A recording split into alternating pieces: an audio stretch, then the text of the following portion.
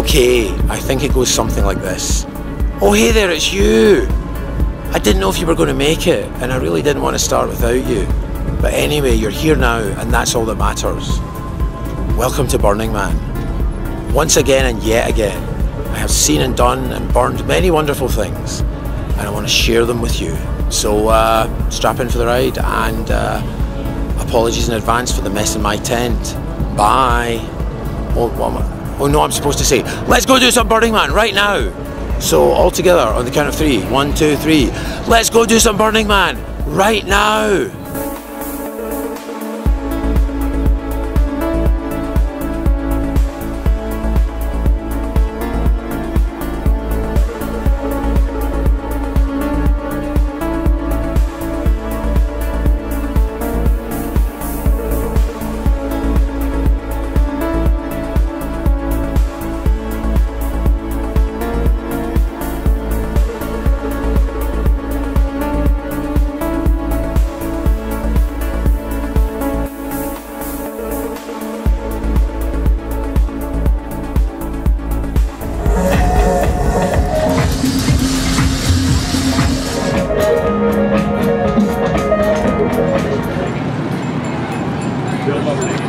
My name is Christina. This is Mona Lisa. This is an interpretation of Da Vinci's Tank. We've got fire effects all on the top. We've got 8 of those, 8 flamethrowers, and then we've got 2 pulse jets on the top. The pulse jets, they rotate when they are turned on, and they spin around in circles as well as the cone up there. These doors close, and then we've got a driver in the inside, and they drive through 4 cameras, 1 camera at in the front, 1 on the back, and then 1 on the left and right, and so you've got a 360 view.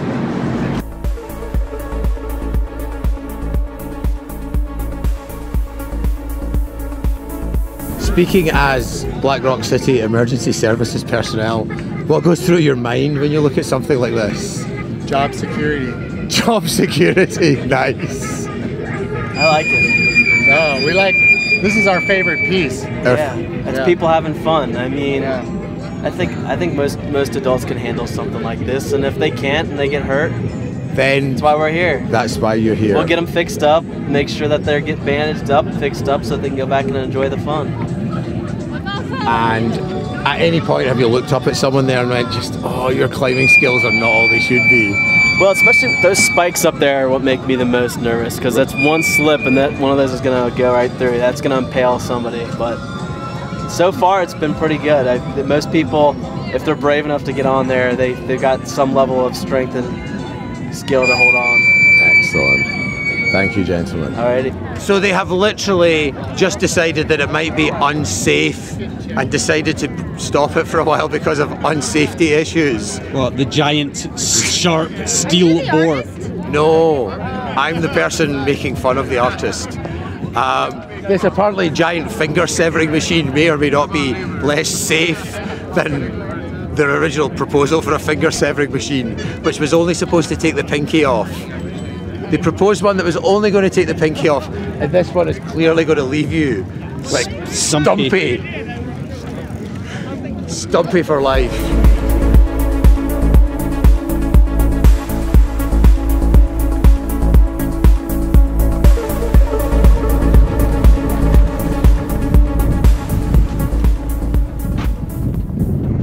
Okay, go. I don't know about you, but I find this one a little heavy-handed. 3 out of 10. I dub the hand job. No, that. Oh. Ah. Yeah. Look at this wall. Okay. Yeah, it'll just be a second. Come on. That's freaking awesome. All right, is anybody else ready to go out? Yeah.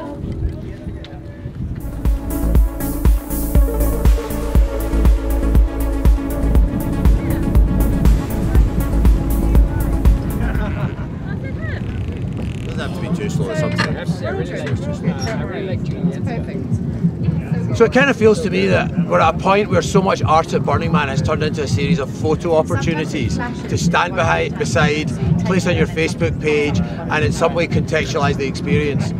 In that context, this one feels barely necessary.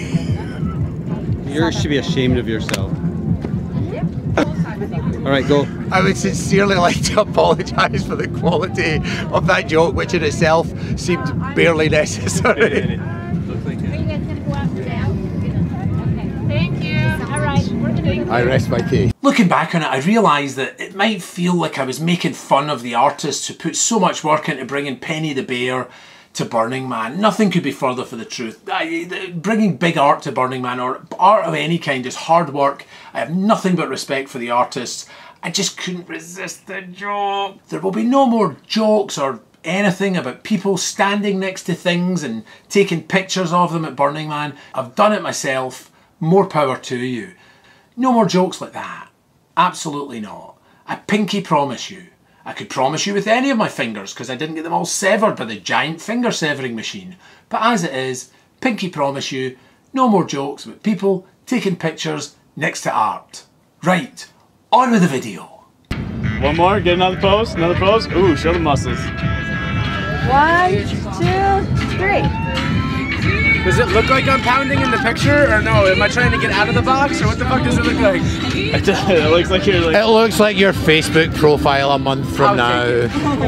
Just a vaguely disinterested Barbie. Yes. Been there, done it, Barbie. I took a picture of it, so... I just put the sunglasses on. You're at Burning Man, Barbie. Look more excited. It's not nearly as exciting as I thought it was going to be. Where you were back at the toy factory. Yeah.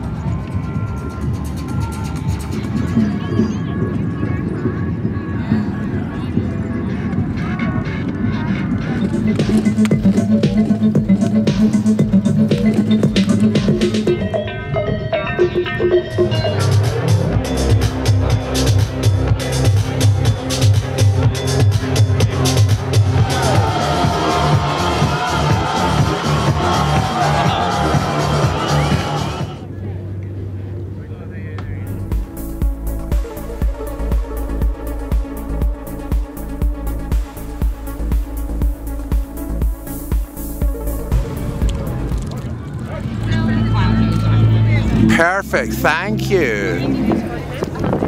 Ah, it's terrifying.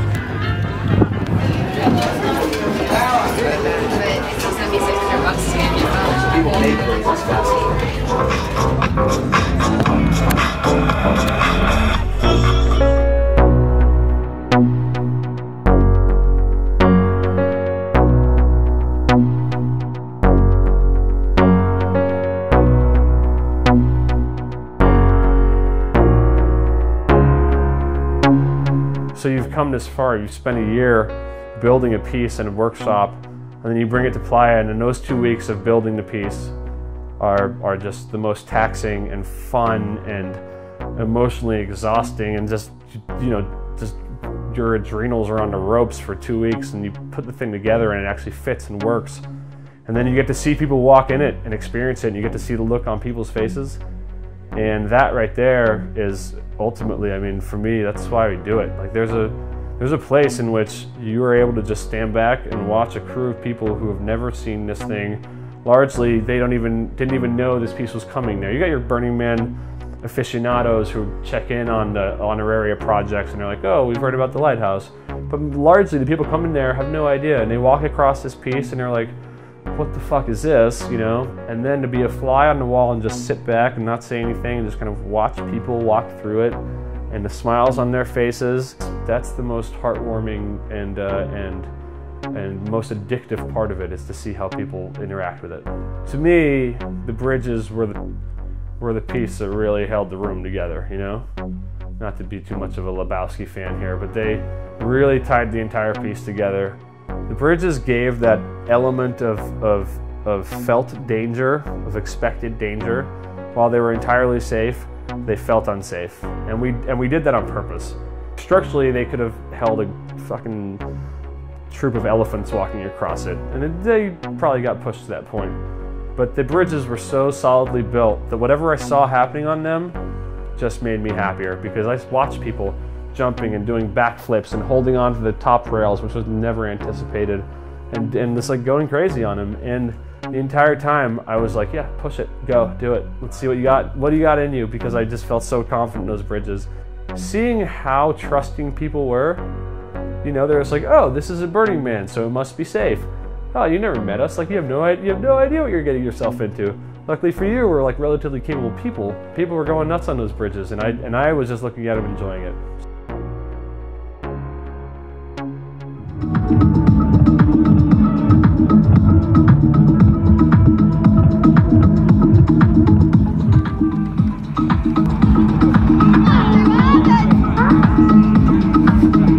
Sunset! All the fun of sunrise without having to stay up all night.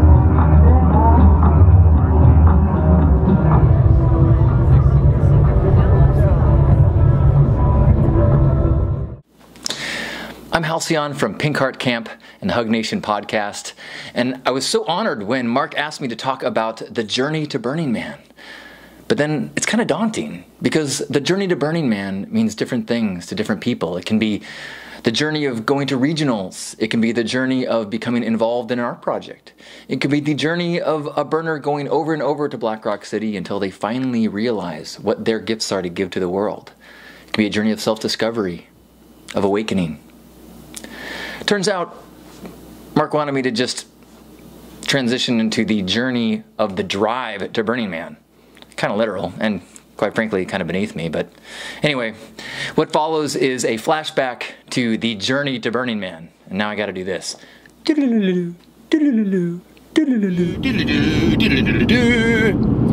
there, it's me. Well, that's pretty obvious, isn't it? It's me and you driving back to Burning Man. We had to leave so we could go back. If you love something, send it back in time and see if it goes back to the future, as they say. Look, will we just play some games till we get there? How about that then, alright? I'll go first. I spy with my little eye something beginning with D. No, not dinosaur. Desert! Alright, your turn. This is it, people. We're there. So last year it was just, you know, you and me waiting in line. This year, oh, we're moving again. This year it's a lot busier, given that it's Thursday. It's all relative to what it's going to be like arriving on Saturday, but the entitlement is strong in this one. We could have a Burning Man drinking water game where at home you have to keep drinking water.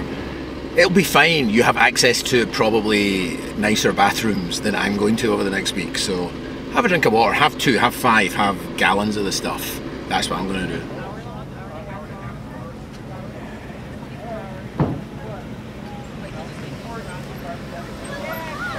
Hi. Would you like a hug? Yes, please. Well, come on out. I can't hug you in there. Get out of the car. Hi, how are you? Oh, I'm excellent. How you doing? Zoom out. Greeter selfies. Hello. My arm isn't long. Don't say that. My arm isn't long enough, and I don't have a selfie stick, or I do, but it's in the car. Here we are at the greeter station. Look here. They're shouting and stuff. And sunset. Look, sunset. Ow!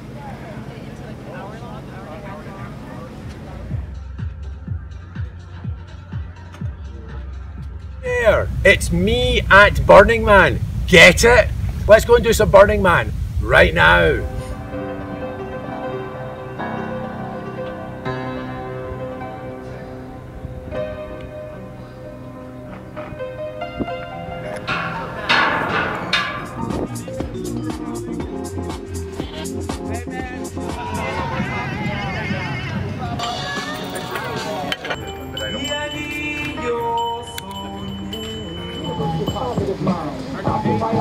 I'm Elena. I'm an artist, and the name of my collective is called HIBICOZO, which stands for the Hyperspace Bypass Construction Zone.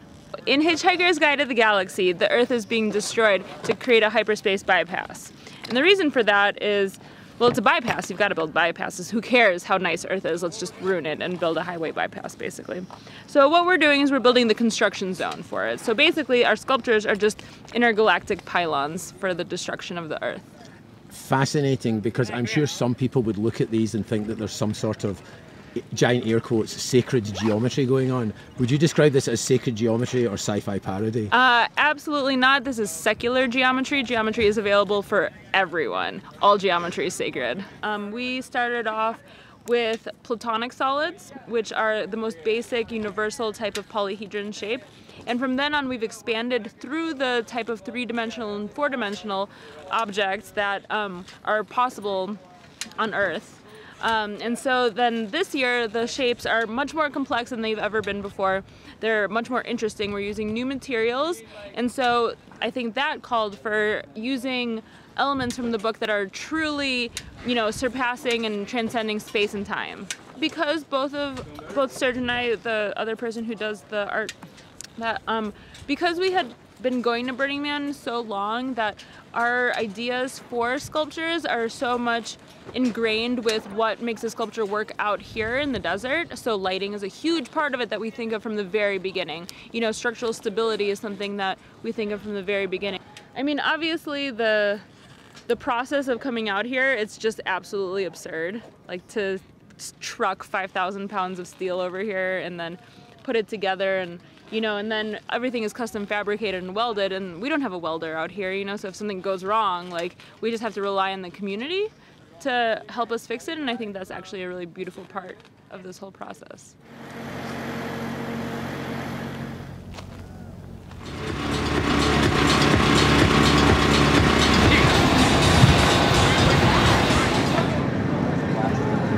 So, from the top, introduce yourself and tell me what we're looking at. Eric Holt, Neil Pegram, or Tall Neil. It's called The Bleachers. It's all about spectating. We're taking the year off and not participating, we're just spectating. And yeah. Pretty much it. I mean, the neatest thing about it is seeing just how happy people are to be looked at. Right. Like, it was a totally unintentional part of it. We wanted to do it, and we thought it was a funny, ironic statement. But you find when people are in front of a big crowd cheering for them, it makes their day. And it's like the most inclusive art car here. That was our other goal, was to have an art car that everybody could get on, everybody get off. There's no rules for that. So. Thanks. Here we are, driving at Burning Man. I can't drive. I can't barely. Terrified. I can't even drive at non-Burning Man. So I should be driving. Yes, I should not be driving.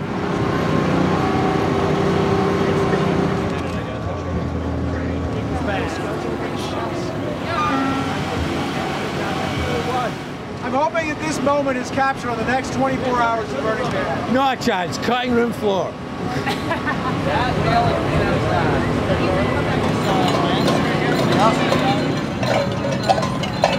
Awesome. The Mutant Mother blesses you. Thank you. May we spank you now? Of course. May your journeys on the playa be safe and beautiful. Bless this vehicle, Mutant Mother. Invoke the holy sacraments of fruity juice. Bless this vehicle, Mutant Mother. Come forward for your holy paddling. That's some kind of suitcase? What is that thing? Reverend Scott, while we're waiting, can you give us an update on what's going on here? We are blessing the mutant vehicles for a safe journey across the playa and much insanity. And is it under the aegis of any particular The aegis of the Mutant Mother. She who was once driving on pavement and now drives on dust. Bless you and bless your viewers.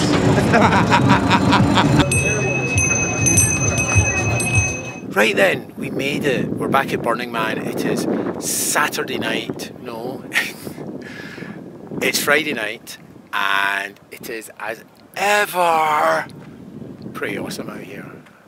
Just after sunset. And I could do the thing where I try and cycle and talk at the same time, but I'm getting too old for that shit, so you're just going to have to deal with me walking around in circles like an old man. Enjoying myself at Burning Man. I hope you're enjoying yourself at Burning Man too. It's, as ever, Burning Man hasn't even started yet. We have so much Burning Man yet to go. So let's go and continue to do Burning Man right now.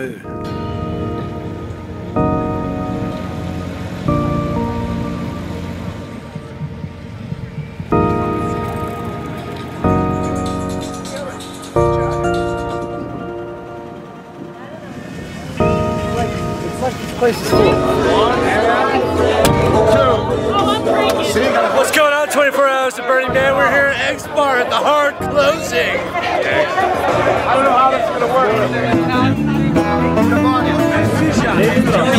don't judge me, Daddy.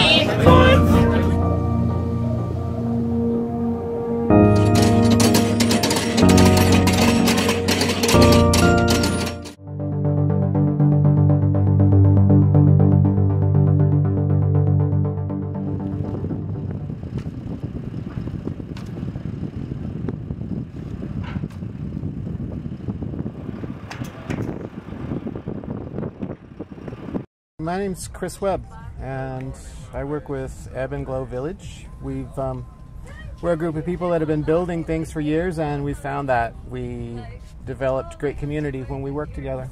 So in years when we don't have a big project to build, we thought we would create a village and we would do interactive things on the playa. So that's what we're doing this year. We've got a bike repair shop, a stage, a pavilion, SoSo-Cupid, the playa's most adequate dating service, and several other small attractions that are fun for people to play with.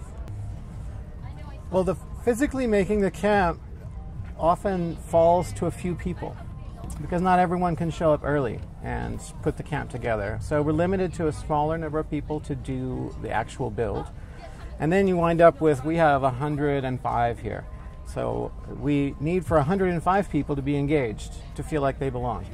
And we make that happen by creating volunteer shifts for people to do things that are meaningful around camp. Some of them are utilitarian, like fetching ice and water, and some are tending bar or taking messages to people for the 4-hour dating service.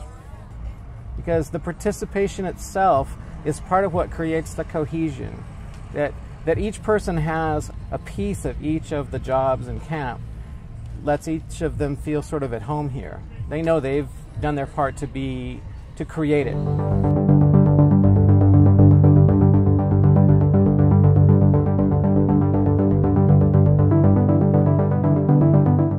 Yes, Mark, let's go for a bike ride. It looks a bit dusty, but that's half the fun. One total whiteout later, here we are in a whiteout at Burning Man. I love it.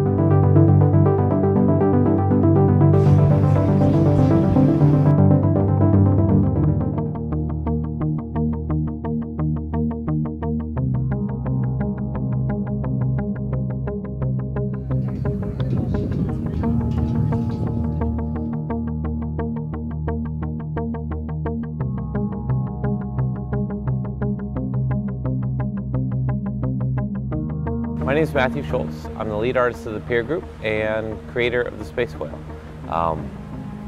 The Space Whale is really our attempt to do art that I think speaks about a greater issue that we see, and it's this major disconnect between humanity and nature.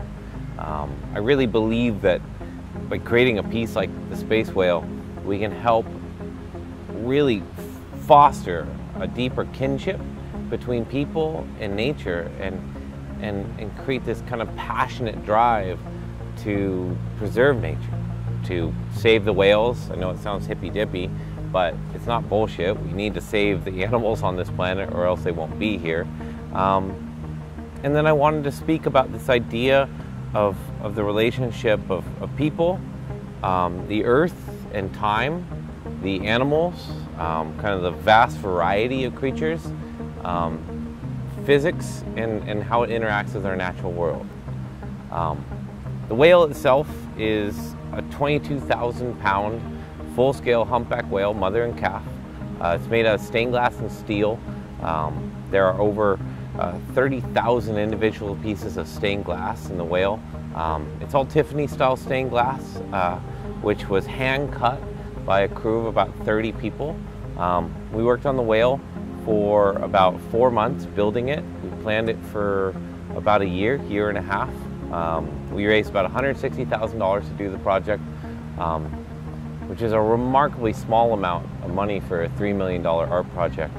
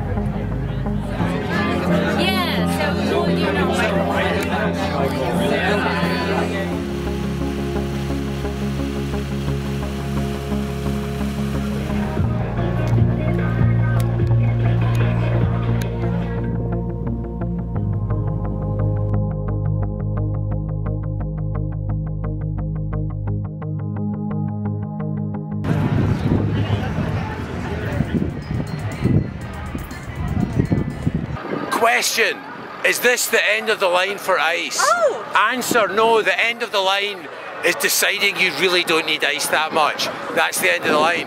Has my attitude to waiting in line softened any since last year? Softened like an ice cream cake sitting in the sun? Answer, no, it's back to camp for warm coconut water, and it's still only Saturday.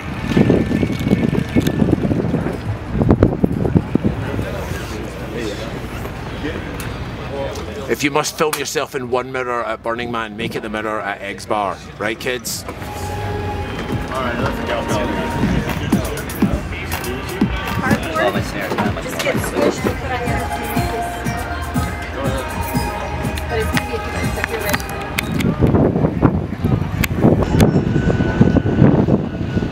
your My name's Benson, I'm from New Zealand, and this is the giant weta, which is almost complete at the moment. It's a 50:1 scale model of a real weta, which is an indigenous New Zealand insect.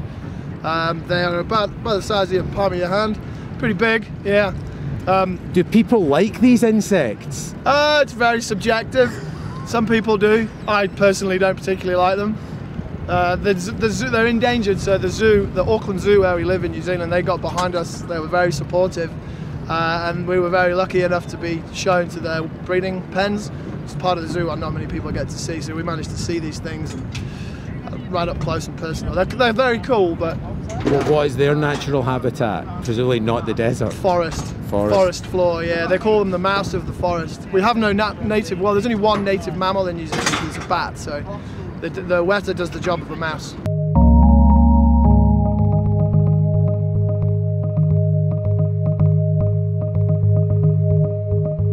Well, my name is Dan Sullivan. I'm an architect practicing in San Francisco, and I sort of came to Catacomb through a couple of other small projects.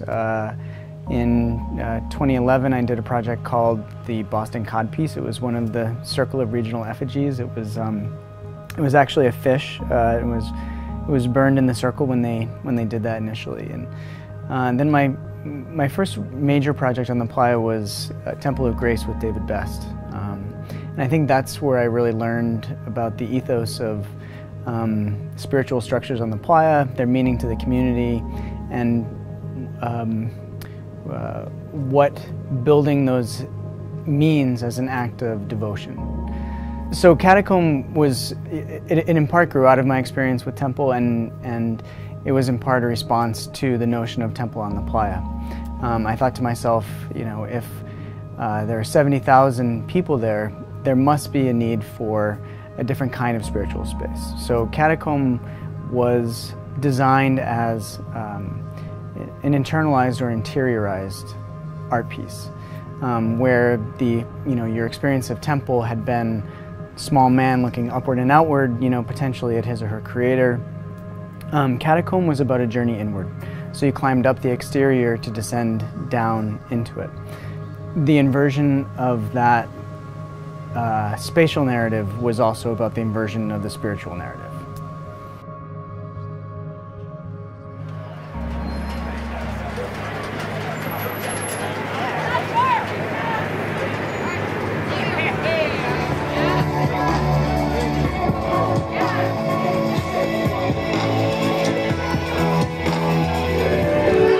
Selfie, having a bang on a dome. Why not? Everyone else is going to.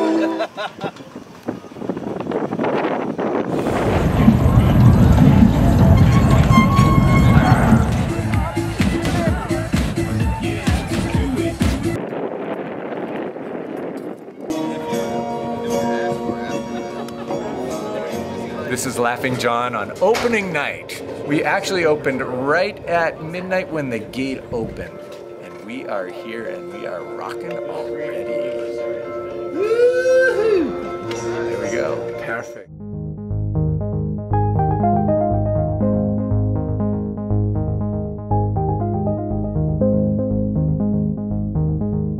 My name is Cindy and I work with Emergency Services Department.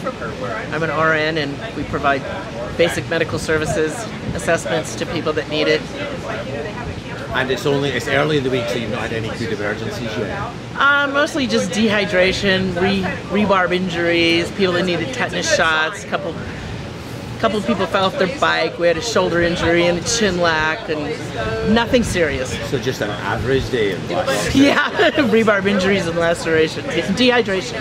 You know what? It's a lot of times it's people that really should know better. They get, you know, they're working on a project. Maybe they're out here, you know, humping all day trying to get their project finished, and they think they're drinking enough water. Next thing you know, they're dizzy and clammy, and you know, and they come in and you're like, yeah, now you get to go to Rampart and get an IV, you know, and they're like, but this is my 17th burn. You're like, it happens. It happens. All right. Well, the wind is coming up, so that ends my questioning. Thank you. Cheers.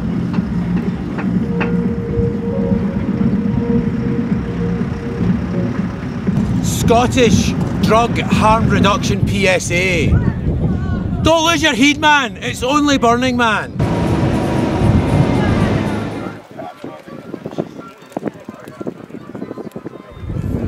So what do you think of La Victrola?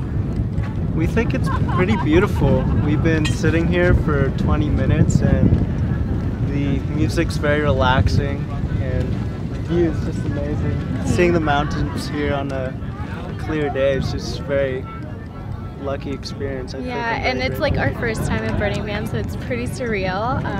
It's like nothing I ever imagined, and how people describe it, it's like not accurate. You have to come to actually experience it. Yeah.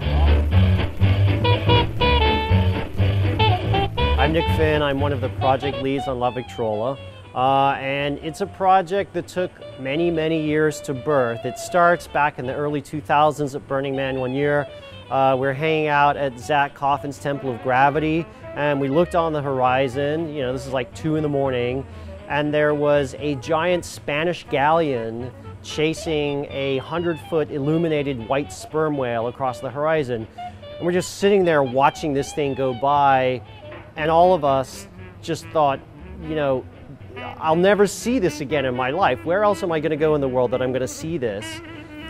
And then the next thought that follows is, I want to do something equally awesome, something huge, something epic, something that blows people's minds. You know, down the road, Tim, our creative director, came up with the idea of a Victrola, and then it stayed an idea for almost 10 years. And then at a certain point about 3 years ago, we said, okay, let's stop just having an idea. Let's actually have a project. Let's set a year that we're going to actually take this to Burning Man. And, you know, here we are 3 years later, having done it. It's crazy.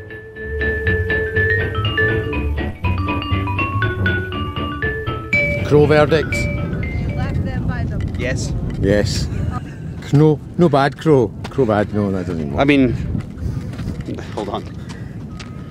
There's a joke in here about raving about it. The people will be raving about this tomorrow. Excellent. 2016 Satanic Gathering in Black Rock City. I'm off that 18 dose. Nigga like a man, play with the black suit. You know, honestly, no politics shake, no politics. Yeah, good call, good call. Cheers. To freedom. To freedom. You'll take away my tiny jar of warm water, but you'll never take away my freedom. We'll take away freedom. We're going to have to do that again because that's like we can't go by going. Oh, that's nice. That's very pleasant.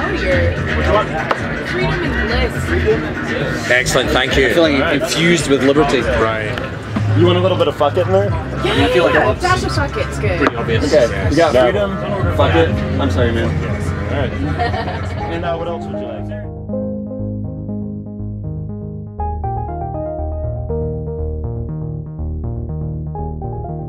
So it's a 32-foot long kaleidoscope that we've made with tongue and groove, and then equilateral triangle will go inside, and the triangle is, each side is 6 feet, and the triangle will be 32 feet long, so it's 6 by 32, and that's the kaleidoscope part. And it takes about 8 people to spin it. You got to get your fingers in there and make friends and spin it. It sits on wheels with, we've bent angle iron into 88-inch diameter circles. What's the maximum possible speed of your human hamsters? Are human hamsters? We're It's an excellent question. That's a real good question. You want to try? Not right now. Yeah, it doesn't, the human component doesn't actually spin that fast. And again, it is a thing that people have to spin. So if you're in it, you can be like, faster, slower, whatever. But we haven't been able to get it going very fast, which I think is a good thing because people keep asking me what we're gonna do about the vomit. Yeah. And my answer is it doesn't go very fast. So.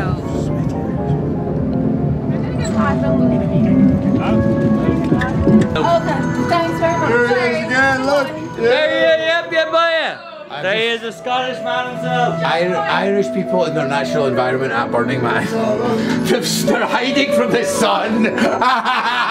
Magnus, like you're Scottish, you're hiding from the fucking sun as well. I've got sunblock on. I've been living in America a long time. I feel safe with the sun. Baby girl, first time. First time. Did you guys live in the States or did you live in? We live in Ireland. Dublin, Ireland, baby girl. Don't get that's close enough. Step back.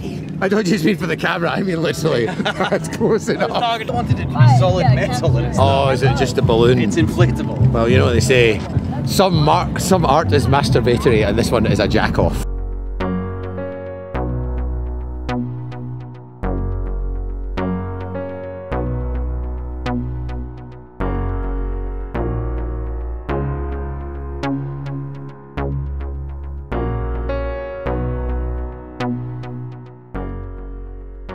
The initial concept for the lighthouse came from my father, Johnny.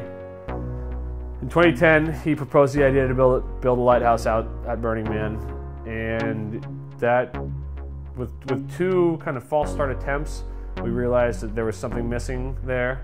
And then in 2016, I had the idea to, instead of just building one lighthouse, building multiple lighthouses and kind of creating a jungle gym that people could be able to jump around and climb around on and access from any point. That became kind of the thing that we all grouped around, and that was the idea that was most compelling to people that we brought it to. Building it over the summer, building it at American Steel, you know, there were stages. The initial stages, it was just a few days a week, and then once you reach that critical point of timeline versus money versus amount of people that you have involved in the project, you reach a critical point and it's like all of a sudden, it's not here we're gonna do this every weekend, it's here we're gonna do this every day. And there are people that show up every day. And there are those people who are there and are so committed to the project without even really realizing they're just dedicating their life to this thing. And I take my hats off to every single one of them. I'm not gonna start naming names because there's too many, but that's what makes it happen. That's what brings it from an idea to a reality.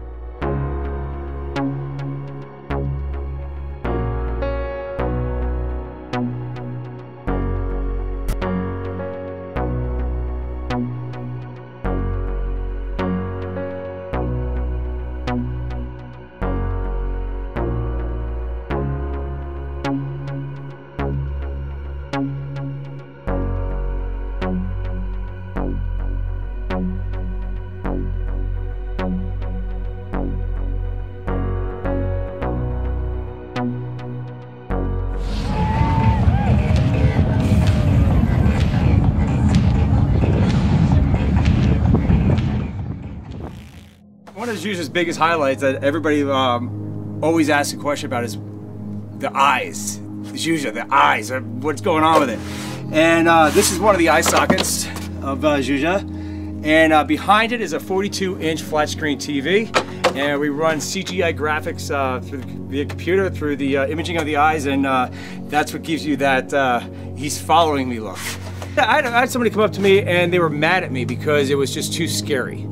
And I looked at him and I said, but it is still an emotion, right? Well, that's what art is. It's either a laughter or it frightens you, but guess what? When you come inside the rig with the LEDs, it's beautiful, it's pretty. We got bean bags in chairs and fluffies and ice cream in the freezer.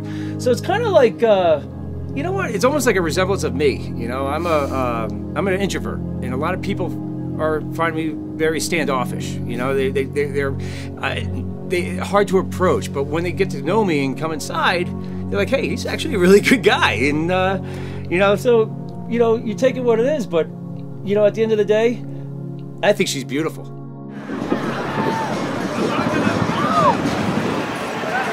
Another day at BME.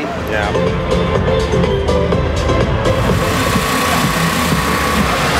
art car. Who saw that coming? Air pusher. Oh, air pusher.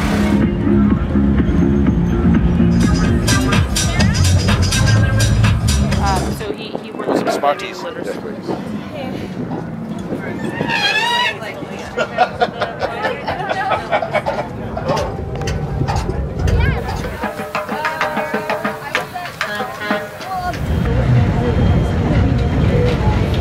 It gets cold, it breaks. That's really sad the man's not going to Where the fuck? This is the I wanted to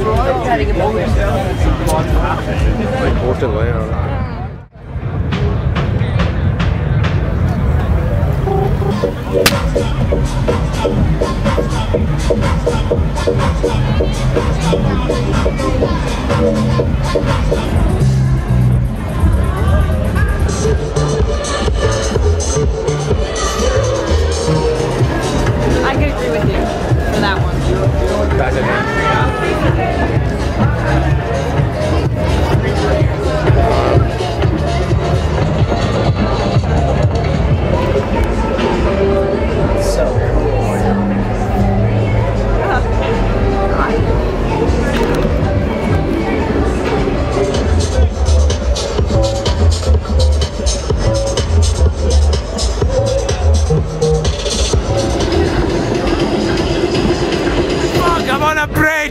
I don't even like heights.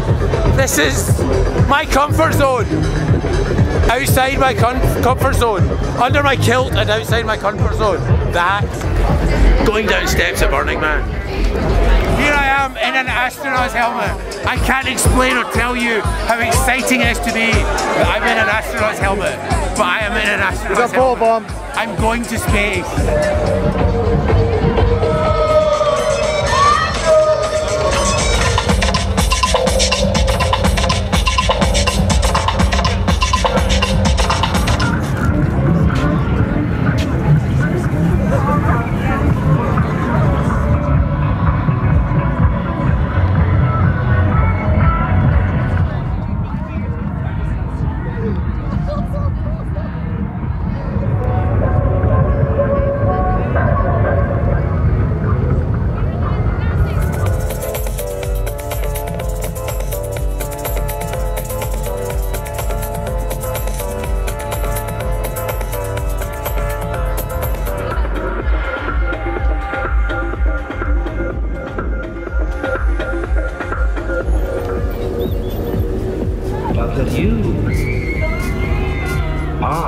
This universe.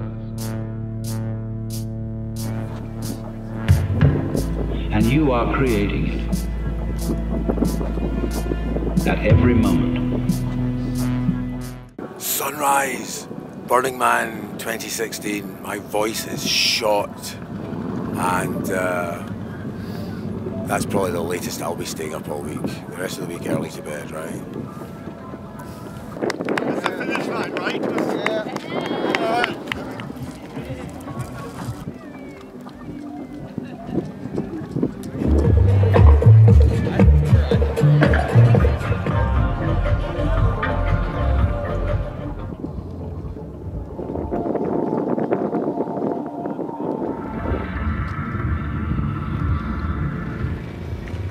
Mark J. Hi. And is this your first lap?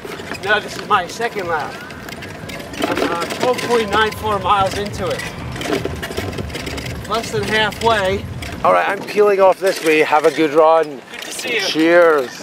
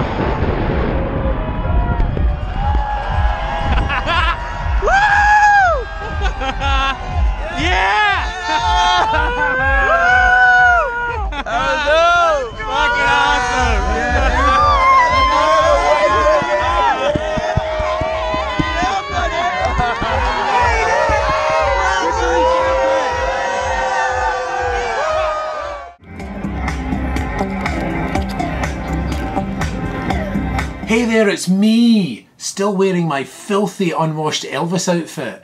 That's me over there or there, lip syncing to a song that for copyright reasons I won't be able to include in the video. But it's me lip syncing to Elvis's marvellous rendition of the song Bridge Over Troubled Waters.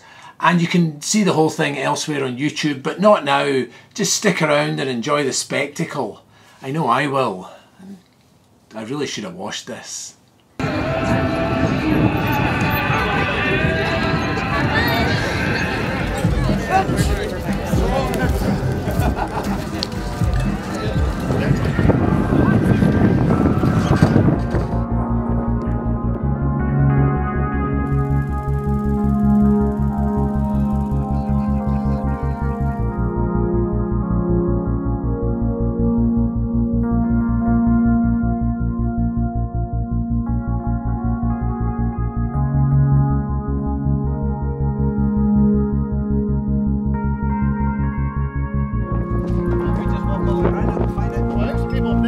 Yeah, you can walk up the outside of it. That's not a door.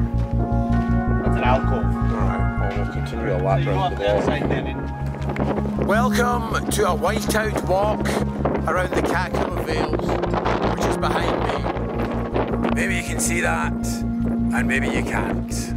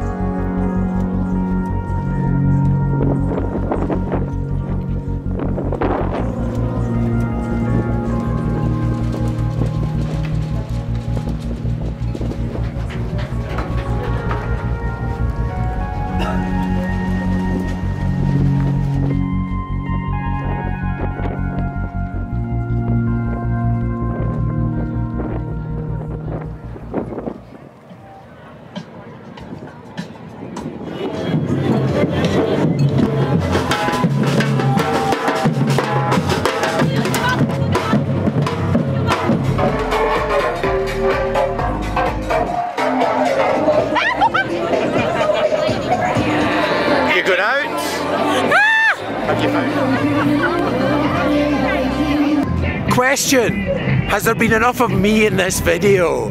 Answer: depends if you're me or not.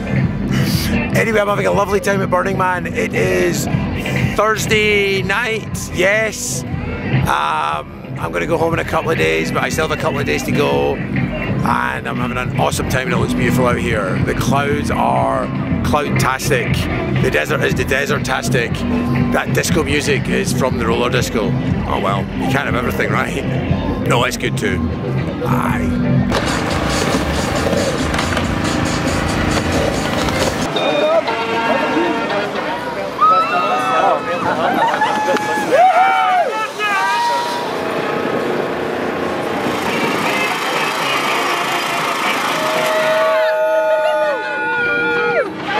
Sending a small child down it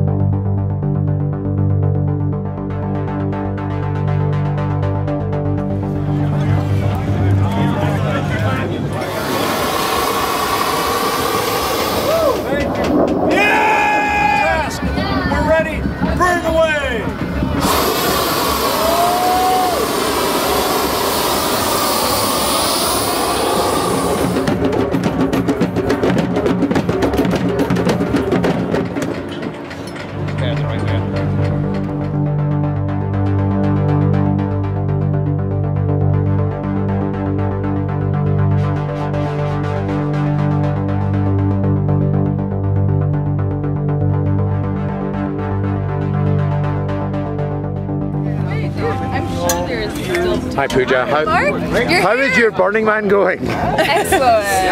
Yes, excellent.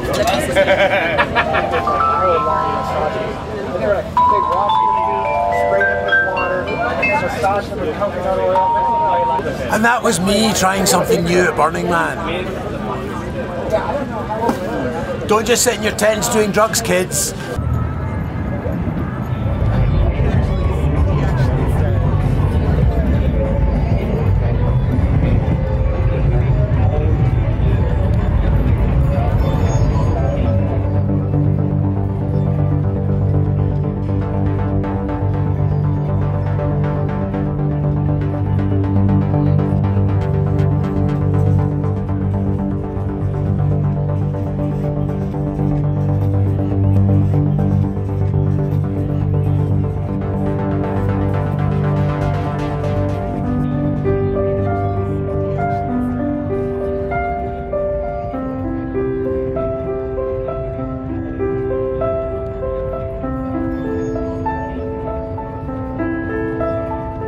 Hi, my name is Christopher Shart. I created a piece called Firmament for Burning Man in 2015, also known as the Tripper Trap, also known as the Mustache, also known as Permanent, because people like to stay there for so long. Classical music was not the idea for the piece, but it ended up being that way. It was one of several ideas I had. I was thinking maybe down-tempo, I was thinking maybe ambient music, but I tried classical music the second night that Firmament ran, and boy, that sure turned out to be quite the thing.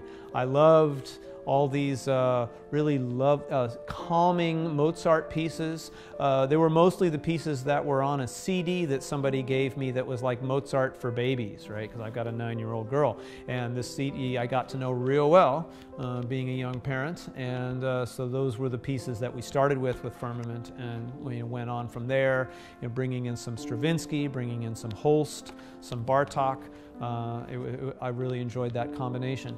We want to really open up and have more classical music pieces this year and more live musicians. Last year we had some cellists and a violist from the Playa Pops Orchestra. An opera tour singer showed up spontaneously.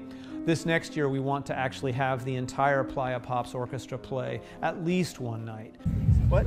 Thank you. Oh my God, really? Now? You want to do it? You want to do it?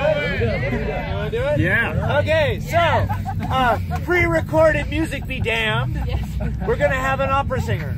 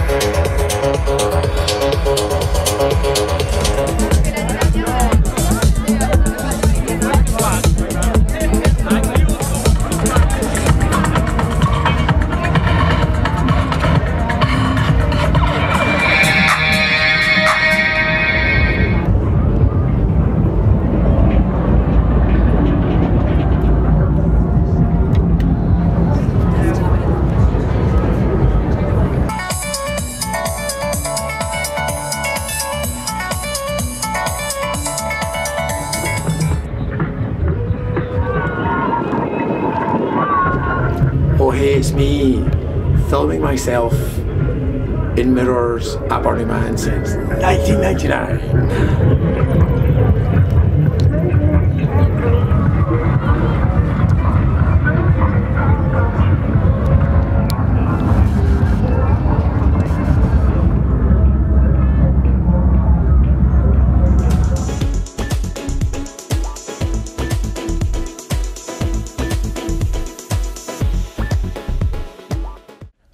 Good morning. So, Over the past week or so, I have run into a lot of people who have variously told me that my 24-hour at Burning Man videos have helped them prepare for Burning Man, which is kind of surreal in a way. Apparently some sort of Game of Thrones marathon of watching me cycle around the playa is preparation for whatever you're going to be doing. I think some of this has to be a case of do as I say, not as I do, because this year my tent, which for various reasons I always document the interior of, is more destroyed than it's ever been. In fact, there's a trash bag, there's a 747, there's a laundry hamper on top of a laundry hamper, there's me looking fresh as a daisy. My mouth tastes a bit yucky. What else is there? I mean, look at this mess.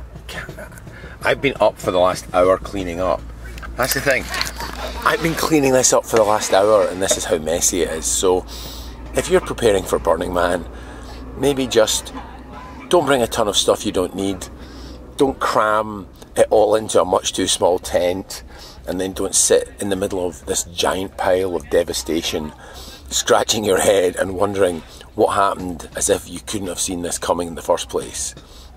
So if you're watching this right now, preparing for Burning Man 2017, oh my god, how time flies, then yeah, just, you know, don't spend a week in a completely destroyed tent like I do. That's all. Here's a little Burning Man preparation tip for you. If you're going to bring goggles and a dust mask to the desert, why not consider wearing them? Like I have barely done with these and the other dust masks I brought.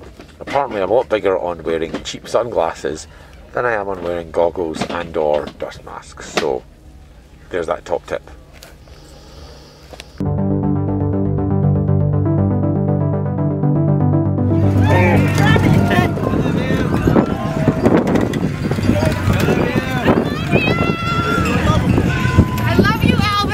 Thank you very much. Love you!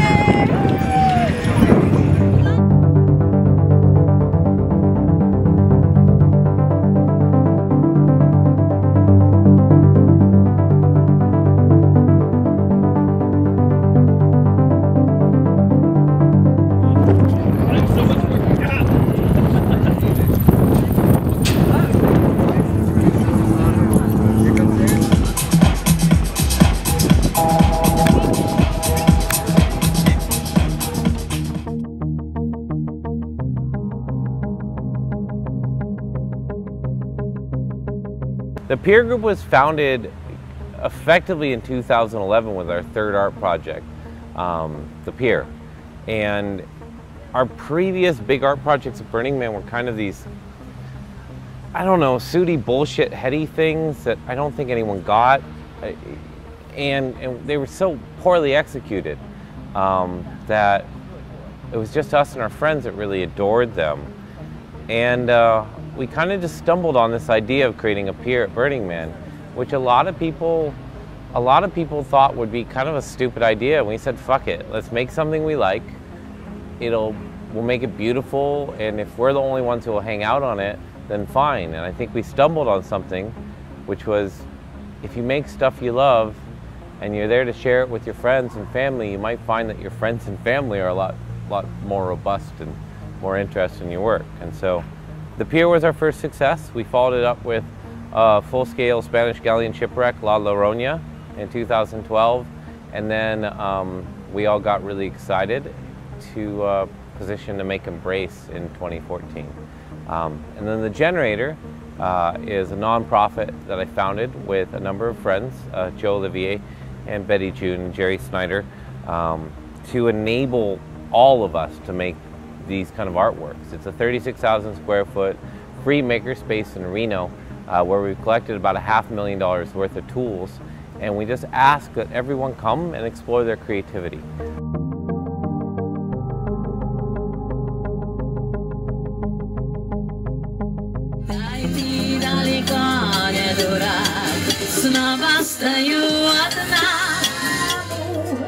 Devo de tu beijo, esse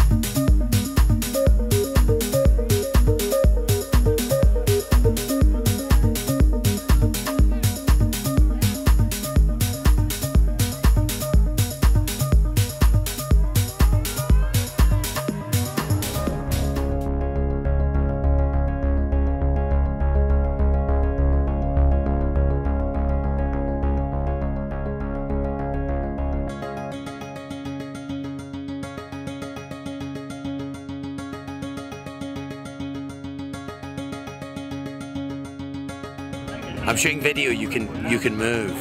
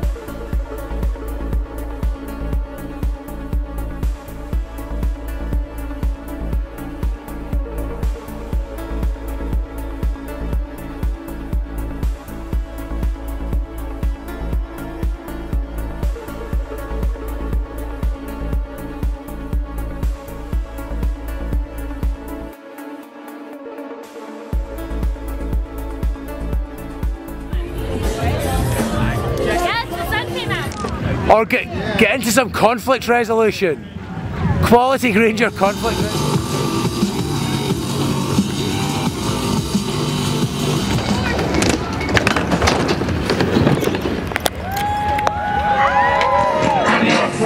Every day and every night.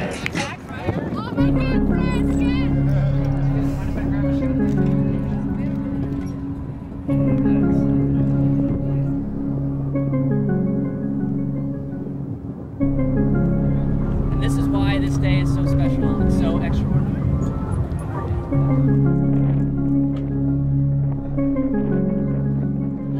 他的父亲很不幸运，今年。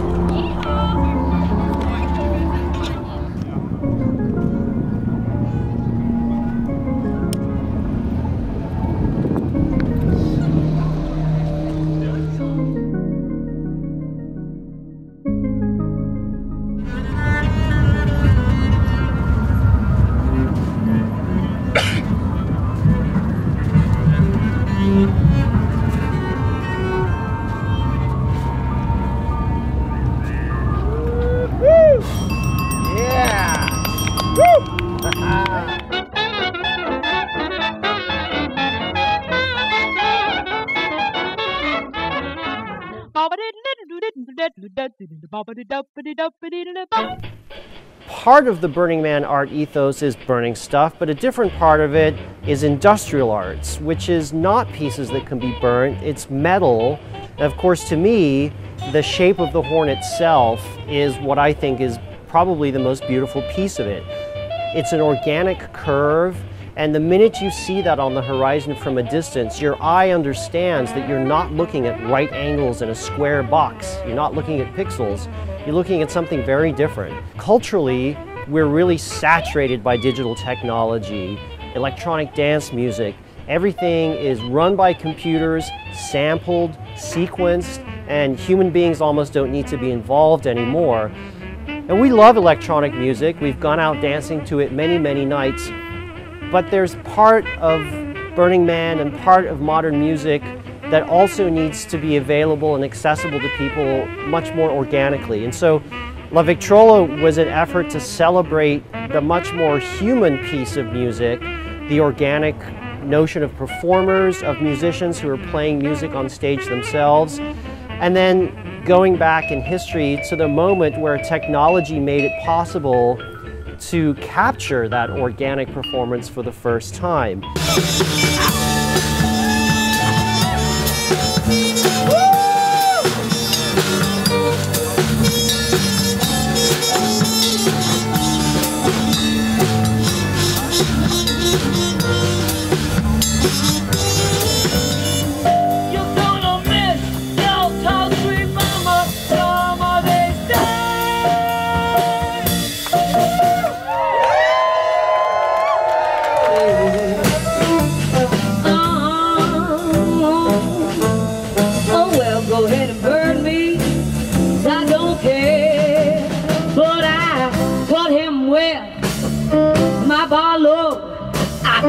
And aside, soon and lay him where he died.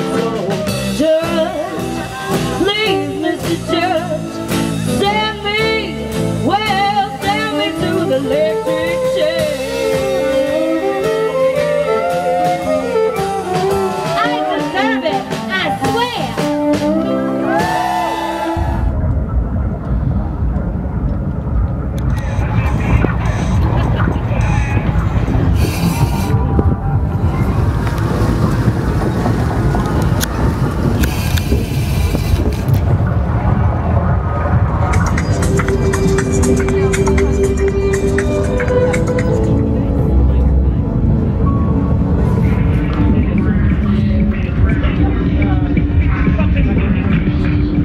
I was so exhausted by the time we were finished building that I took every opportunity I could to sleep. So I set my alarm, for some reason I went back to sleep, and next thing I know there's people like fully dressed, you know, like shaking my tent to get me out. So,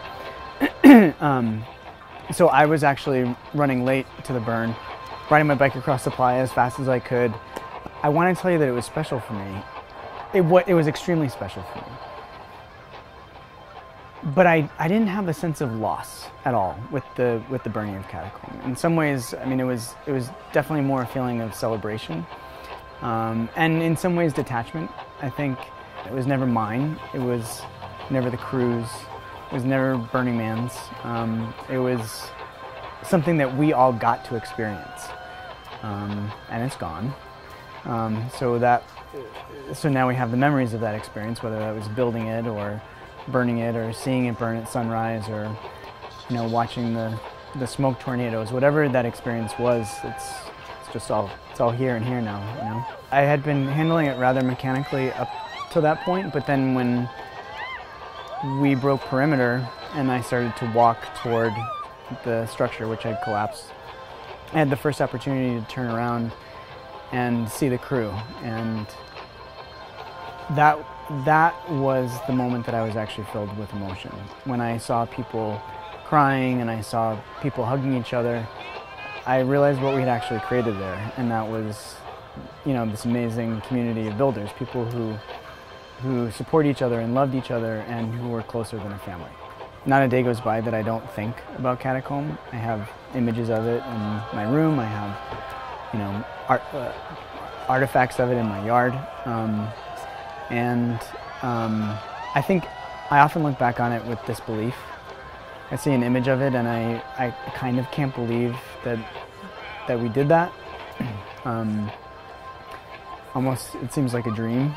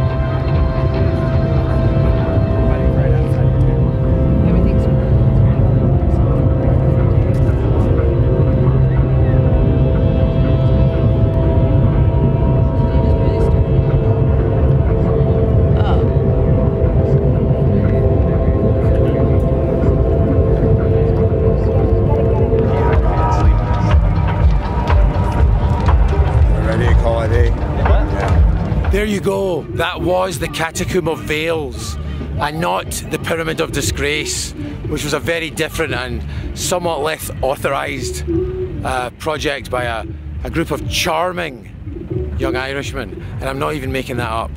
That was the Catacomb of Veils. It's now. Everything he tells you is a lie! Yes, everything I'm about to tell you is a lie, except for the bits that aren't. It's really hard to figure which is which. It's totally all photo editing, you're absolutely right. Anyway, it's bedtime is what it is. Hopefully maybe I'll sleep till 2 in the afternoon, that's my goal. Catch you later, bye. Oh yeah, and seeing as we're basically near the end of the video, I guess it falls on me to try and make some sense of all of this. Last year my friend April spoke eloquently about building the temple. She's not here, so I'm going to have to find something to say in my own way. And what I want to say is this. Burning Man is like rediscovering your inner Bing Bong. Bing Bong being a character in the Pixar film Inside Out. And although Bing Bong essentially faded out in order to let the little girl grow up, or grow some of the way up in Inside Out, I guess by coming to Burning Man it's an opportunity to rediscover your inner Bing Bong. Discover that you are your own Bing Bong. That Bing Bong is as Brad Pitt is to Edward Norton in the film Fight Club. Two sides of the same coin. So be your own imaginary friend. Be an imaginative friend to yourself. Whether you want to bring a giant 747 to the desert or bring a little plastic 747 to the desert to enjoy the contrast, it doesn't really matter. Just go and do something cool. Go and make it. Go and make a thing and be happy with the results, and hang on to your Bing Bong. Alright, this has been Mark on the playa. Friday morning, I'm going home tomorrow. That's about it. I will probably catch you before this is all over, but for now, thank you for coming, thank you for listening, thank you for following me around the desert. Sorry about the mess in the tent, not much I can do about it now. Alright, catch you later, bye.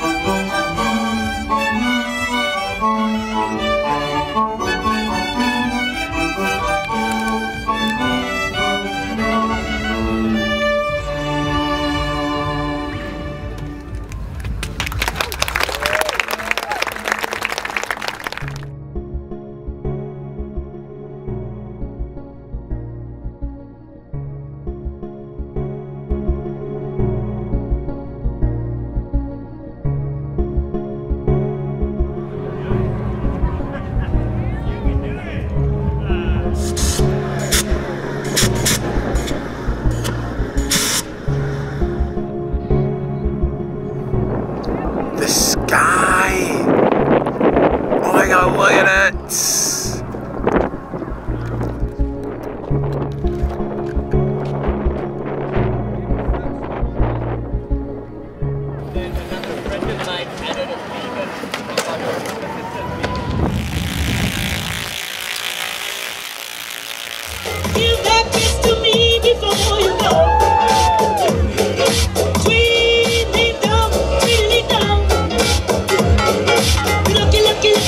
I am Ms. K. And welcome to the Scheisse Show Cabaret. Never know how much I love you. Never know how much I care. When you put your arms around me, I get a fever that's so hard to bear. With your kisses, fever when you hold me tight. Yes. Fever in the morning, fever all through the night. Sun turns into daylight, moon turns into night. I light up when you know I'm gonna treat you right. You give the fever with your kisses, fever when you hold me tight. Fever in the morning, fever all through the night. Everybody's got the fever. Let's start. Go. Happy birthday to you. Oh my goodness. Happy birthday to you.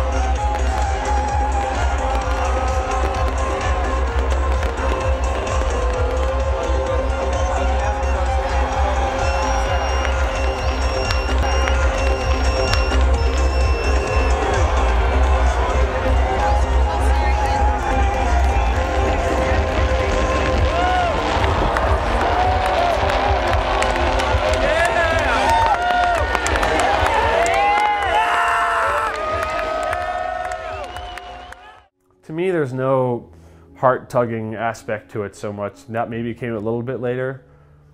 I was probably the happiest person out there to see these things burned. We built those knowing we're going to burn them, and that was always part of the concept, part of the idea, part of the plan, and part of the design. So that was something that I was looking forward to. I wanted to see how it happened. I wanted to see logistically how we have to put everything together. The crew who put it all together were all stars and worked in crazy circumstances and really pulled through for us in there. But when I sat down and was able to just watch the burn itself, it was one of the happiest moments of my life.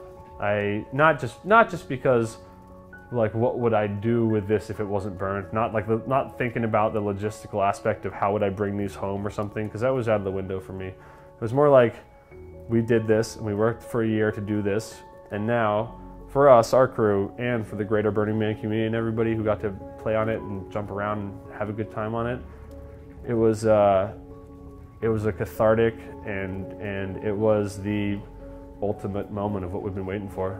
And I thought they pulled it off with flying colors, and I was just as happy as I've ever been.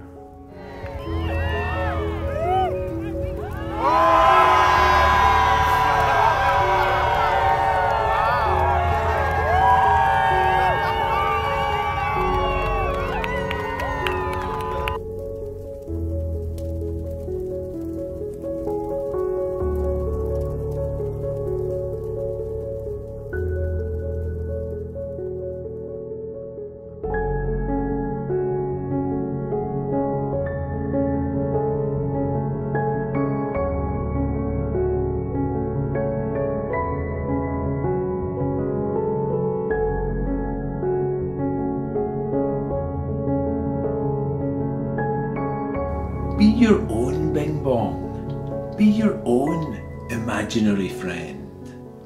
Oh hey, it's you! You're back! Well, and the fact that I'm back suggests that this is probably the end of the video.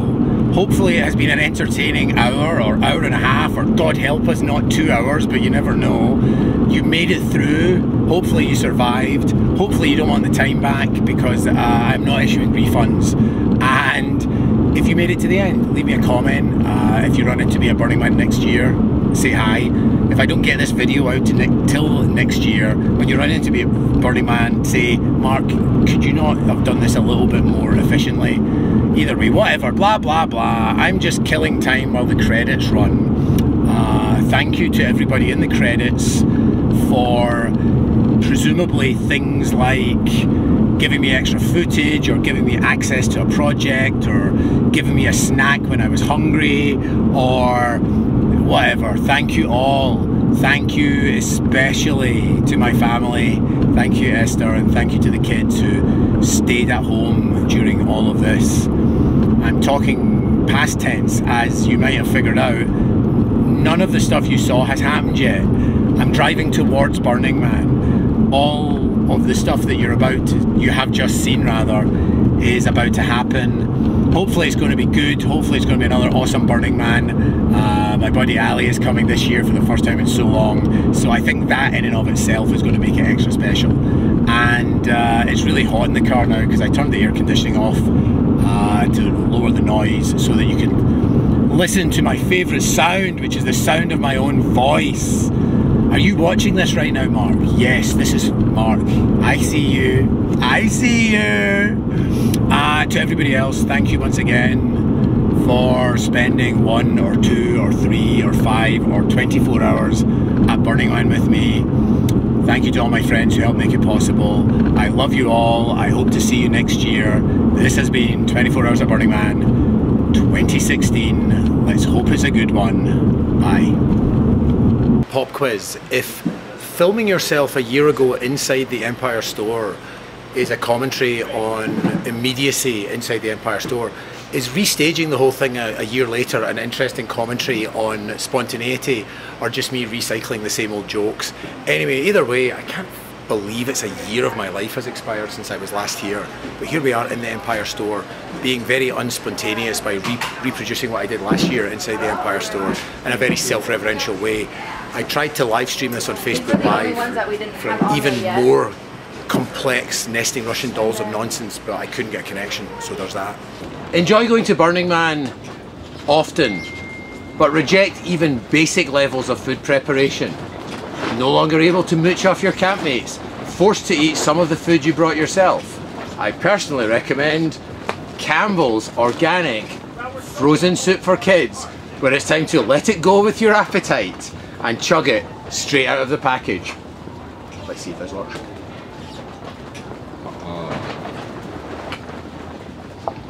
Not bad. Dump, dump, da dump, dump, dump. Do you want to build an appetite for chicken noodle soup? Where do I get mine? I'm not cooking anymore. I've closed the door on that. I'm only eating soup. I could have packed more food that I like to eat, but I'm kind of lazy in the desert.